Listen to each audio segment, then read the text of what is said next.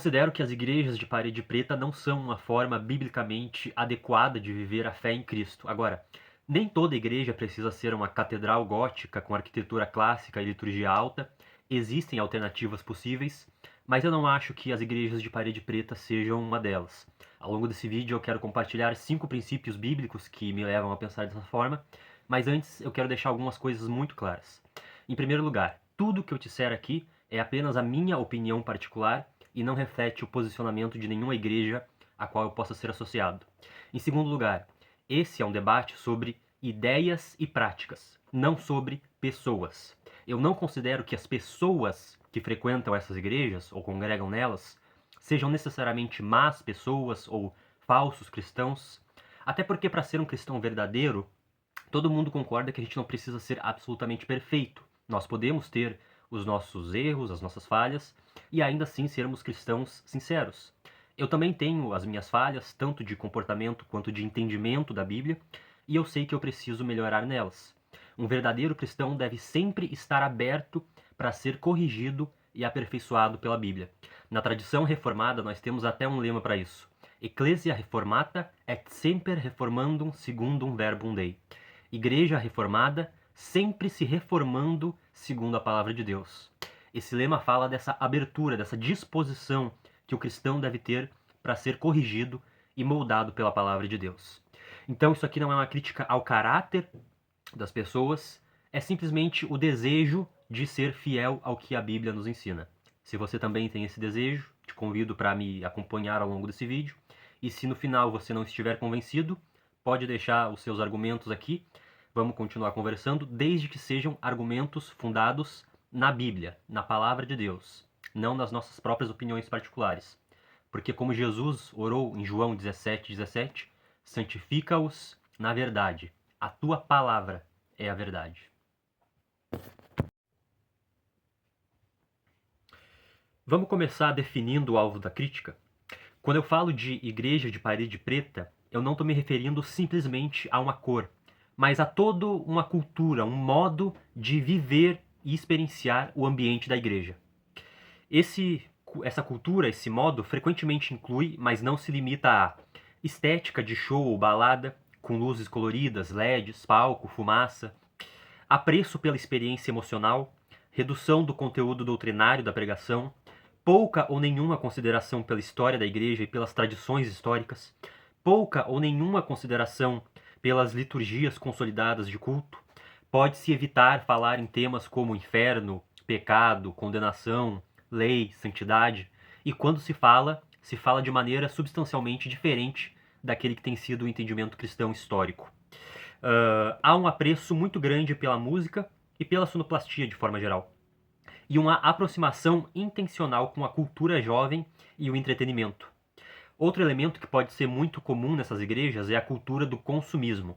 Então sempre pode ter alguma coisa para vender, seja uma lembrancinha, alguma coisa com a marca da igreja, produtos de consumo alimentar, né, comida, bebida, ou até alguns produtos mais complexos. Algumas dessas igrejas podem ter inclusive até lojinhas dentro dela.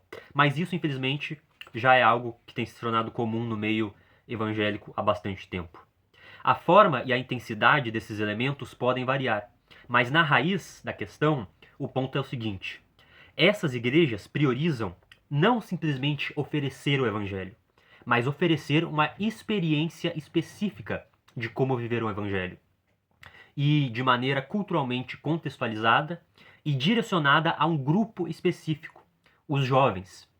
Podem ser adolescentes, jovens adultos ou até pessoas mais velhas com uma síndrome de adolescente.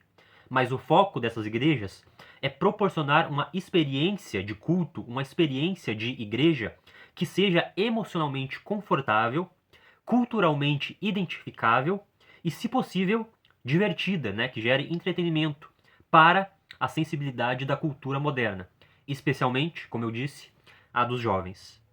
Nada disso é problemático por si mesmo, mas quando esses elementos se tornam enfáticos ou até prioritários, aí a coisa pode sair do trilho. Até que ponto essa adaptação facilita a compreensão do evangelho, do culto público e da vida cristã de forma geral, e até que ponto ela os compromete? Eu não estou aqui negando toda forma de interação entre o evangelho e a cultura. Existe espaço legítimo para isso. Mas o que eu quero demonstrar à luz das escrituras é que quando adaptar a experiência do evangelho às sensibilidades modernas ou preferências culturais recortadas se torna algo prioritário, o próprio evangelho é comprometido. Não é a cultura que deve moldar a nossa experiência do evangelho, pelo contrário, é o evangelho que deve moldar a nossa cultura, as nossas sensibilidades e as nossas preferências. Aqui vai o primeiro princípio. A vida cristã deve ser guiada por princípios bíblicos, não apenas por afirmações diretas. Muita gente tem o seguinte pensamento: se a Bíblia não proíbe explicitamente algo, então isso é permitido. E quem diz que não é fariseu, é religioso, está inventando tradição. Mas isso é uma diminuição muito grande do papel da Bíblia nas nossas vidas e das instruções que ela tem a nos oferecer. Paulo diz em 2 Timóteo, capítulo 3, versículo 16, toda a escritura é inspirada por Deus e útil para que o homem de Deus seja perfeito e perfeitamente habilitado para toda boa obra. A ênfase de Paulo é muito clara aqui. Ele está falando da suficiência da escritura. A Bíblia é suficiente, ela nos instrui para que nós possamos viver toda a nossa vida de maneira agradável a Deus.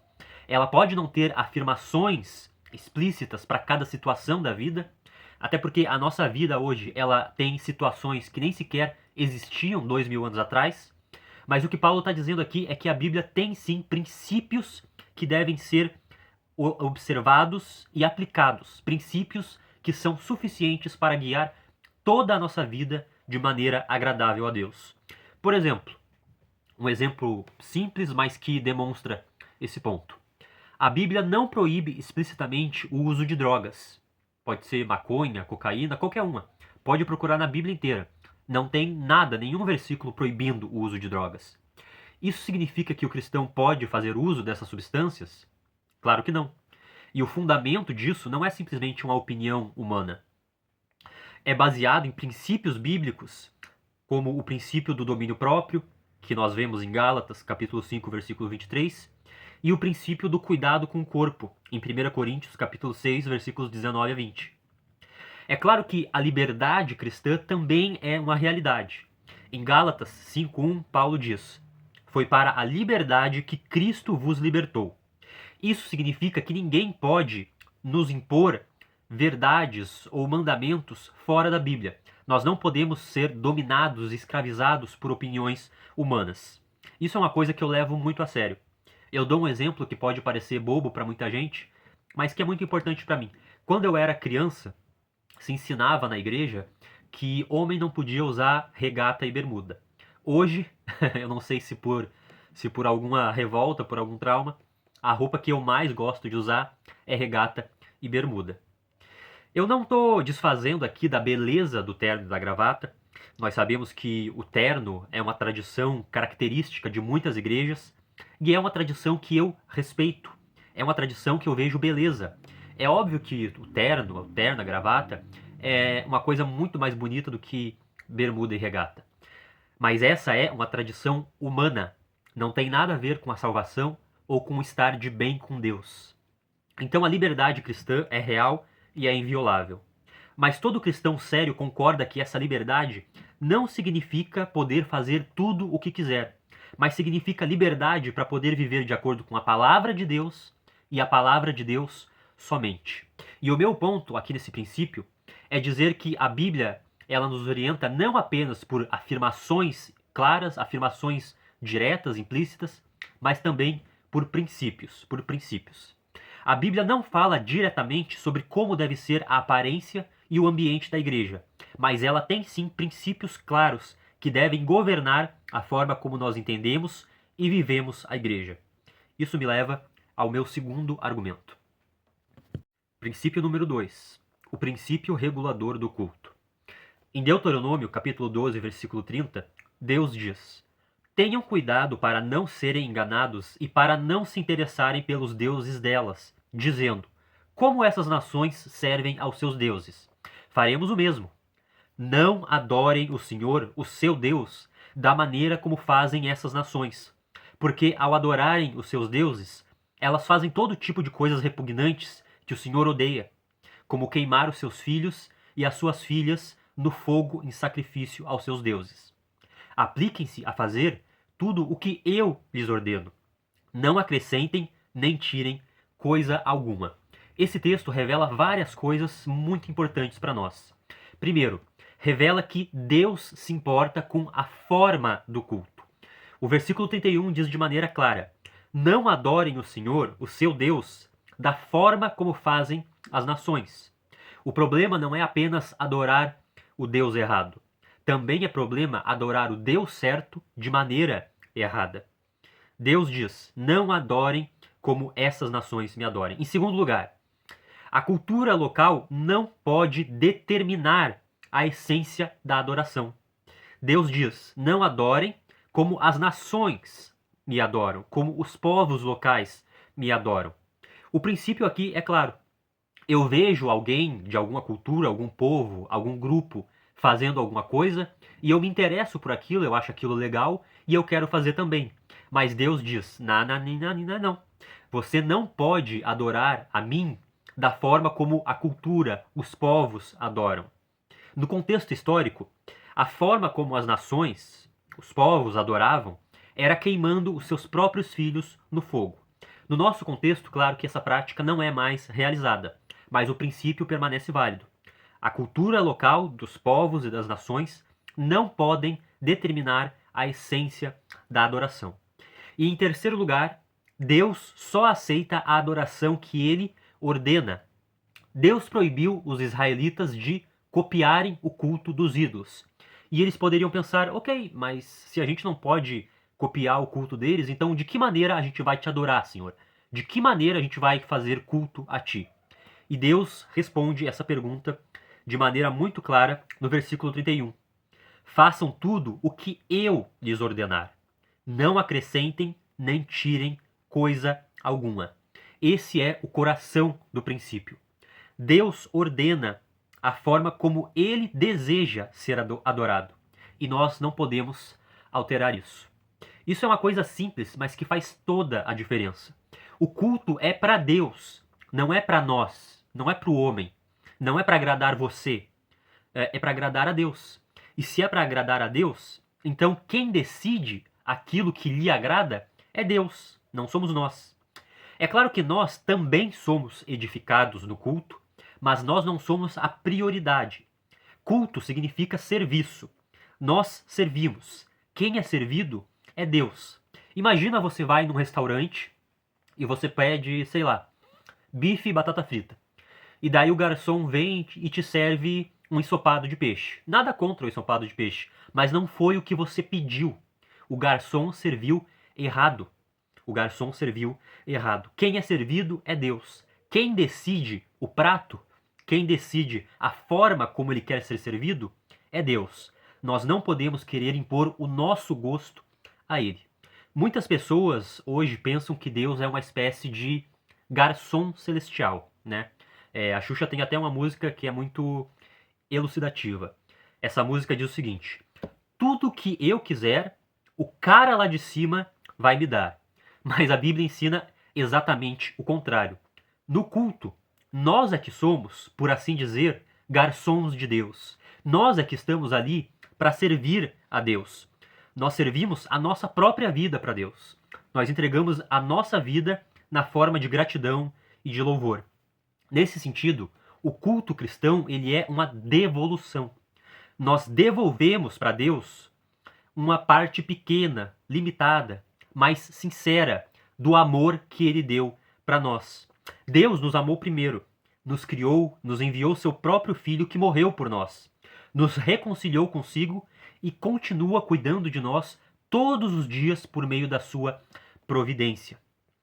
Nós estamos ali para devolver um pouquinho que seja de todo esse amor que Deus teve por nós em forma de gratidão, de louvor e, é claro, também em forma de alegria, mas não da forma que nós desejamos, e sim da forma que Deus deseja. É aí que a Sagrada Liturgia se torna tão importante.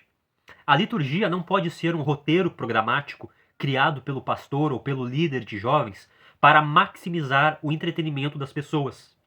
A liturgia é o cardápio de Deus. Não é para nós, é para Ele. É a forma como Deus determinou que deseja ser servido e adorado. E novamente, a Bíblia não nos dá uma lista litúrgica detalhada, mas ela nos dá os princípios. Em Atos 2:42, nós temos um relato do que a Igreja Apostólica fazia quando ela se reunia para cultuar. Eles se dedicavam ao ensino dos apóstolos e à comunhão, ao partir do pão e às orações. Então, esses são os elementos centrais da liturgia bíblica: comunhão, oração, pregação da palavra e celebração dos sacramentos. Nós sabemos que as ofertas e o louvor também fazem parte dessa liturgia, porque a Bíblia fala desses elementos em contexto de culto em outras partes do Novo Testamento. Os detalhes de como nós vamos executar esses elementos podem ser adaptados de contexto a contexto, mas a adaptação não pode comprometer o foco e a essência. Ah, mas a Bíblia diz que Davi dançou na presença de Deus. É verdade, a Bíblia diz isso. Só que tem um detalhe que é pequeno, mas que também faz toda a diferença. Davi não dançou no contexto do culto público, no templo de Jerusalém. Quando Davi dançou, ele tinha acabado de recuperar a Arca da Aliança e estava voltando de uma guerra. Se você quiser dançar quando você estiver voltando de uma guerra, ou em algum outro momento da sua vida particular, eu não vou ter absolutamente nada para dizer contra isso. Mas na igreja, como elemento de culto, não tem fundamento bíblico para dança ou para esse tipo de coisa. Uma coisa é a nossa vida pessoal como culto a Deus. Outra coisa é a assembleia da igreja reunida em culto público, culto corporativo. Eu posso fazer coisas na minha vida particular para a glória de Deus que eu não posso fazer na igreja. Na minha vida particular, eu posso tomar um bom banho para a glória de Deus. Aquele banho no final do dia que parece que tira nosso cansaço, que parece que nos alivia do estresse do dia, e eu posso agradecer a Deus por esse banho, e Deus vai ser glorificado pelo meu banho. Mas eu não posso tirar a roupa no meio da igreja e tomar banho no meio do culto, né? É uma coisa simples, mas que é importante da gente considerar. Os únicos elementos biblicamente lícitos de culto público são aqueles que nós vimos. E como Deus diz em Deuteronômio 12:32, nós não podemos acrescentar e nem retirar coisa alguma. Esse é o princípio regulador do culto. Foi por causa desse princípio que os filhos de Arão se deram muito mal. Em Levítico, capítulo 10, Nadab e Abiú ofereceram fogo estranho diante do Senhor. Ou seja, eles queimaram um sacrifício que Deus não havia ordenado na lei de Moisés. E o texto diz que o fogo saiu do altar e consumiu os dois irmãos. Eles adoraram o Deus da Bíblia, mas eles escolheram desobedecer a maneira como Deus desejou ser adorado. Eles quiseram impor o seu próprio gosto, a sua própria opinião contra Deus. Talvez você diga, ah, mas isso é coisa do Antigo Testamento, a antiga aliança acabou, a lei passou. Mas não é tão simples assim. A antiga aliança realmente acabou, mas Deus não mudou. O princípio continua sendo exatamente o mesmo. E tanto é assim que o autor de Hebreus reforça isso em Hebreus capítulo 10, versículo 29.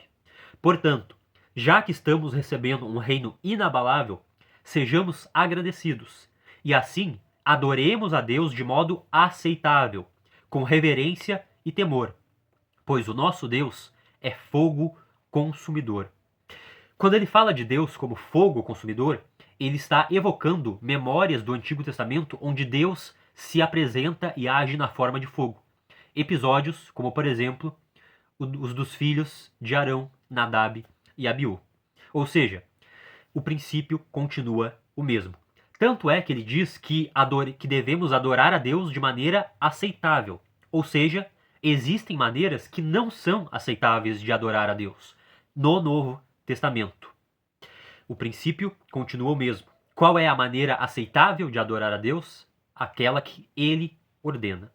Portanto, quando nós pensamos na adoração pública e no ambiente que ela acontece, os valores prioritários não podem ser isso funciona isso atrai pessoas, isso é divertido, isso gera uma experiência agradável para as pessoas de hoje em dia.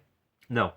O valor prioritário é: isso é coerente com o que Deus ordenou, com o que Deus quer. O culto é para Deus. Ele é o centro. Ele é a prioridade. E isso significa que o culto e a igreja que o pratica não podem ser determinados pela cultura, pelo que está na moda, pelo que deixa as pessoas à vontade, confortáveis, pelo que conversa com a linguagem dos jovens. Essas coisas têm o seu valor, mas não podem ser definidoras. Em João 4:24, quando Jesus diz que importa que adoremos em espírito e em verdade, esse versículo tem duas pontas que precisam ser levadas em consideração e geralmente a maioria das pessoas fica em uma só. Jesus não está dizendo que não existem mais orientações para a adoração. Ele está dizendo, sim, que na nova aliança a adoração não está mais presa a um lugar específico. Na antiga aliança, o culto oficial era em Jerusalém, no Templo de Salomão. E isso não era sem razão, isso tinha toda uma razão de ser, uma razão simbólica, preparatória, pedagógica. Mas quando Jesus chega, o simbolismo se cumpre e agora nós estamos livres para adorar em qualquer lugar, porque nós não adoramos mais através de um templo, nós adoramos através de uma pessoa, Jesus Cristo. Mas Jesus diz que ainda existe uma maneira correta de adorar, que é em espírito e em verdade. Essa verdade ela é tanto interna e subjetiva, quanto externa e objetiva. Internamente, significa a sinceridade do coração, né? Nós temos que ter verdade dentro de nós quando nós estamos adorando a Deus. Mas externamente, essa verdade que Jesus fala também se refere à palavra de Deus. Lembra da oração de Jesus? Santifica-os na verdade.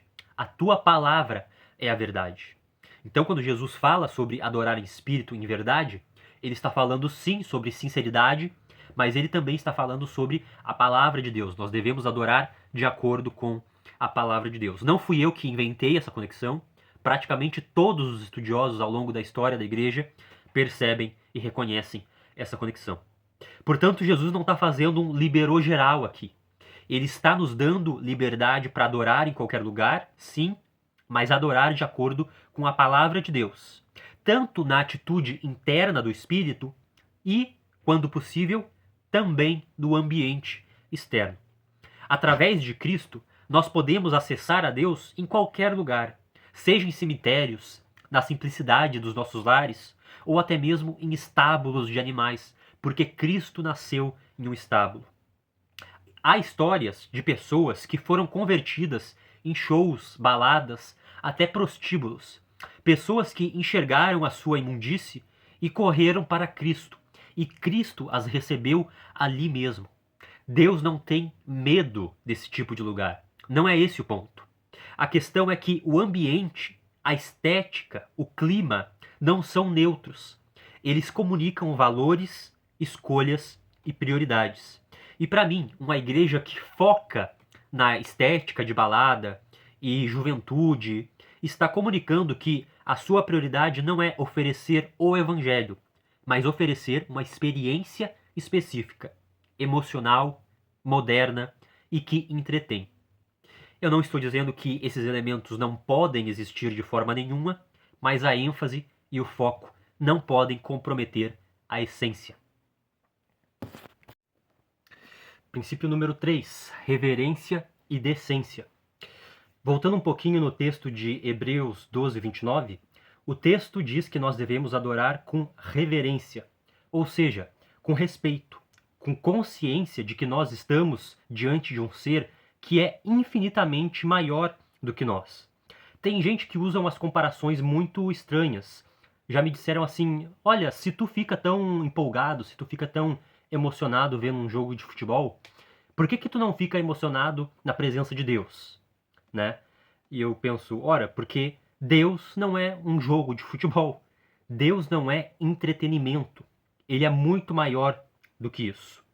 A presença de Deus é sim fonte de alegria. Aliás, da maior e mais verdadeira alegria. a alegria espiritual, a bem-aventurança. Mas essa alegria deve se manifestar de maneira reverente, respeitosa e decente.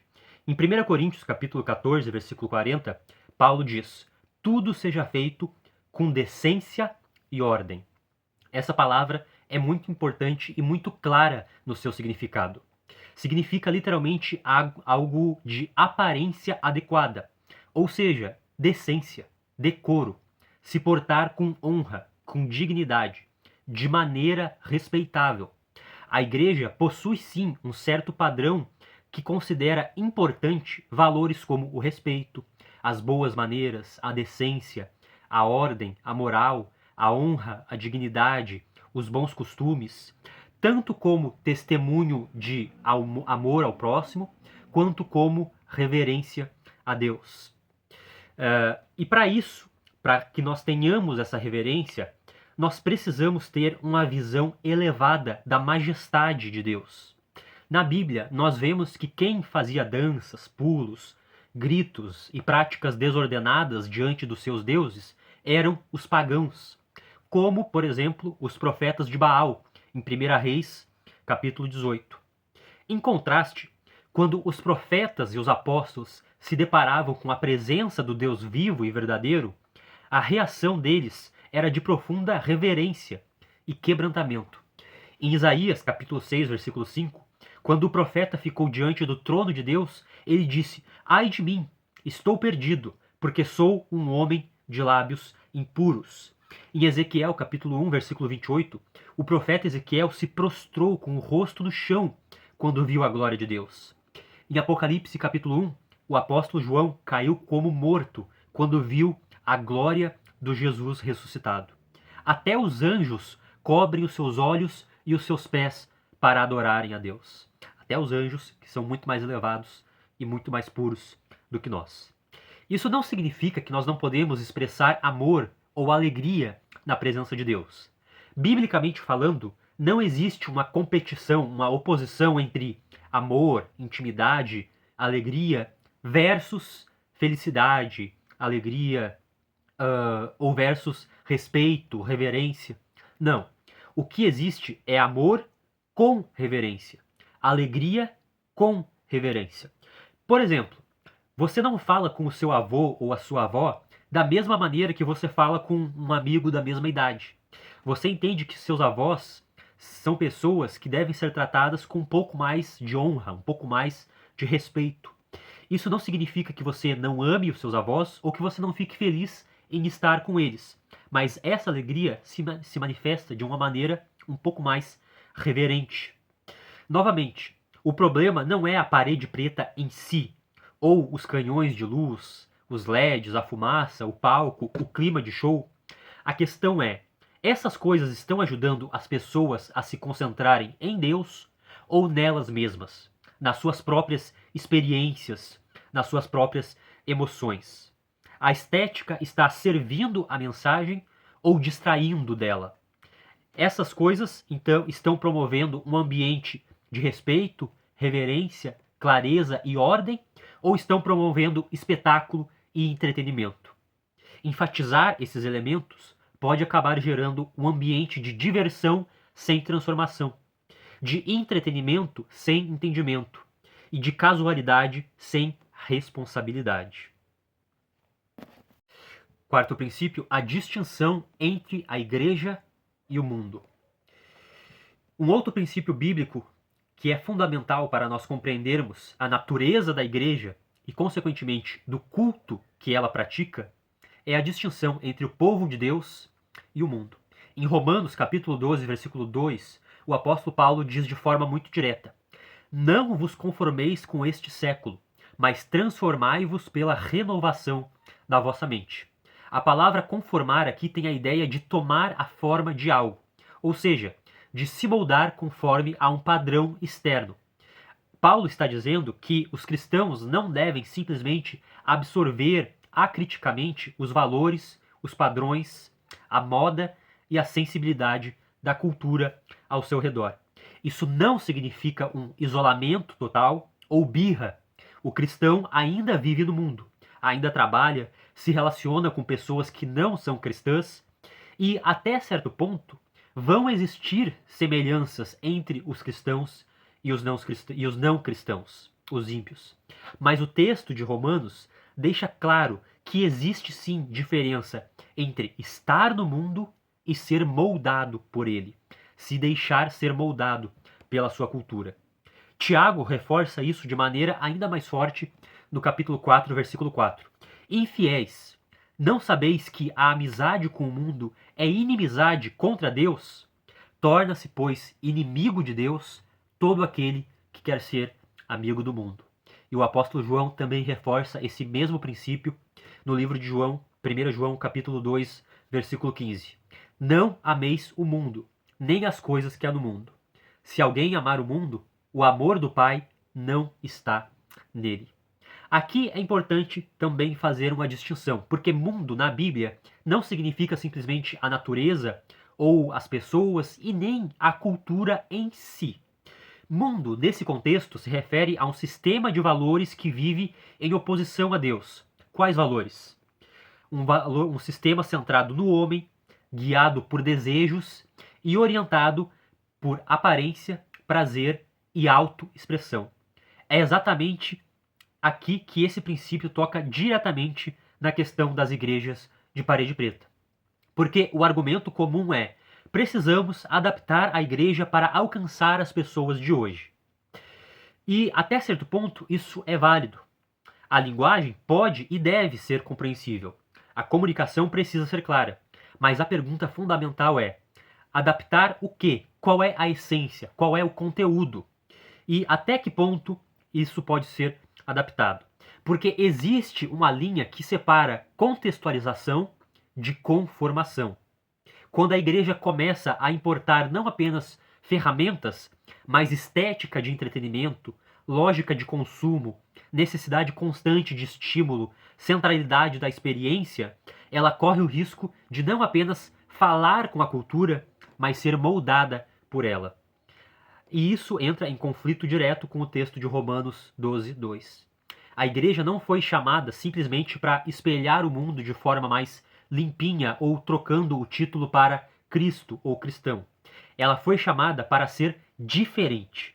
E essa diferença começa na identidade interna, claro, mas ela também precisa refletir em algum ponto, de alguma forma, em alguma realidade externa. Quando uma pessoa entra na igreja, o primeiro valor não deveria ser fazer ela se sentir emocionalmente confortável ou à vontade. As pessoas devem perceber que a igreja é sim diferente do mundo, porque o evangelho não apenas se comunica com a cultura, ele confronta a cultura. Se a forma da igreja é moldada para não causar nenhum estranhamento, existe o risco de que ela também não cause nenhuma transformação. O evangelho, por natureza, confronta o orgulho, o pecado e a autocentralidade humana. Se tudo é constantemente ajustado para se tornar familiar, agradável, então nós corremos o risco de comprometer a essência do evangelho. Novamente, isso não significa rejeitar toda forma de cultura, mas significa que toda forma precisa ser julgada à luz da palavra de Deus. E nada pode ser adotado automaticamente simplesmente porque funciona, ou porque é legal, ou porque as pessoas gostam. A pergunta não é: isso alcança mais pessoas? Mas isso preserva a identidade diferente do povo de Deus, moldado pela sua palavra e não pelo mundo? É isso que nós temos que conservar com muito cuidado. Quinto argumento: uma visão alta da igreja. No fim das contas, tudo isso que foi dito até aqui depende de uma pergunta mais profunda. O que é a igreja? Se você considera que a igreja é apenas um ponto de encontro, um ambiente social, um espaço de convivência casual, então realmente não tem problema nenhum você moldá-la livremente de acordo com as suas próprias preferências. Mas a Bíblia não descreve a igreja dessa forma. A igreja é o corpo místico de Cristo e o templo do Espírito Santo. O ambiente onde a igreja se reúne deveria refletir isso. Em 1 Timóteo capítulo 3, versículo 15, Paulo diz que a igreja é o sustentáculo e o baluarte da verdade. A igreja não é a fonte e a regra infalível da verdade, somente a Bíblia é, mas a igreja é a defensora das verdades bíblicas. Verdades que não mudam, mesmo em um mundo que está constantemente mudando. É aí que entra o peso de uma realidade tão importante, mas tão negligenciada por muitos cristãos hoje, que é a tradição da igreja. Em 2 Tessalonicenses, capítulo 2, versículo 15, Paulo diz: permaneçam firmes e apeguem-se às tradições que lhes foram ensinadas por nós. A Bíblia não incentiva uma lógica de escritura versus tradição, mas tradição de acordo com a escritura. Uma coisa são tradições que surgem de opiniões humanas. Outra coisa são as tradições que surgem da palavra de Deus. O que é uma tradição? É a preservação e a perpetuação de doutrinas e práticas advindas da palavra de Deus. Nesse sentido, a Bíblia não é contra a tradição, mas ela afirma, a preserva. A tradição cristã, corretamente compreendida, não é rival da palavra de Deus. Pelo contrário, é justamente o testemunho histórico de como os homens e mulheres de Deus têm compreendido e vivido os princípios da sua palavra ao longo de 2000 anos. A tradição não é infalível nem autoritativa por si mesma, somente na medida em que concorda com a palavra de Deus e pode ser corrigida por ela. Mas a história da igreja tem valor, tem peso, tem beleza. Ela não pode competir com a escritura, mas também não pode ser desconsiderada levianamente só porque é antiquado ou não conversa com a geração atual. O papel da igreja não é descartar levianamente as tradições cristãs, mas perpetuar e ser baluarte delas, se forem tradições testadas e aprovadas pela Escritura. Isso tem implicações diretas para o nosso tema. A liturgia, a forma do culto, a reverência, a centralidade da palavra, tudo isso não surgiu por acaso. São elementos que foram sendo moldados e corrigidos e amadurecidos ao longo da história da igreja. Abandonar isso simplesmente porque parece antiquado ou pouco atrativo é, no mínimo, uma decisão que deveria ser tomada com muito mais cuidado. Em 1 João, capítulo 1, versículo 3, o apóstolo escreve: proclamamos essas coisas para que vocês também tenham comunhão conosco. Ora, a nossa comunhão é com o Pai e com seu Filho, Jesus Cristo. João fala de si mesmo aqui, e por extensão do colégio apostólico, a igreja docente. Ter comunhão com eles é ter comunhão com toda a igreja. Mas essa comunhão não para apenas nele. A comunhão com a igreja nos leva à comunhão com o próprio Deus. A igreja é o corpo místico de Cristo. Por isso nós nunca deveríamos ter vergonha de ser igreja, porque quanto mais nós nos conectamos com a igreja, mais nós estamos nos conectando com Jesus. Nós devemos nos conectar com a igreja em todos os sentidos, tanto no sentido prático, congregacional, num sentido pessoal, de relacionamento com os irmãos, mas também devemos nos conectar com a igreja num sentido histórico, ser baluarte de verdades que não mudam, mesmo em um mundo que está em constante mudança. O mundo muda porque ele não tem compromisso com nada. Ele está sempre procurando novas formas de atrair e de enganar as pessoas. A igreja e as suas tradições permanecem, porque ela tem compromisso com Deus e com a sua palavra, inspirada, infalível, inerrante. O apóstolo Pedro nos lembra disso em 1 Pedro 1,23. Pois vocês foram regenerados, não de semente perecível, mas imperecível, por meio da palavra de Deus, a qual é viva e permanente. Pois toda a humanidade é como a relva, e toda a sua glória como a flor da relva. A relva murcha e cai a sua flor, mas a palavra do Senhor permanece para sempre. Por isso, a igreja também é histórica. Ela carrega memória, continuidade, identidade. Se cada geração redefine completamente a forma de ser igreja baseada na cultura do momento, essa continuidade se perde. E quando isso acontece, a igreja deixa de ser um corpo ao longo da história e passa a ser apenas um reflexo do presente. Isso não significa que não há espaço para nenhuma correção ou novidade. O problema é quando a inovação acontece às custas da continuidade de uma essência que já foi historicamente testada e reconhecida. A igreja não foi chamada para ser relevante no sentido de se adaptar constantemente ao espírito do tempo, ela foi chamada a ser fiel a Deus mesmo em tempos que mudam. Eu quero concluir compartilhando uma história pessoal.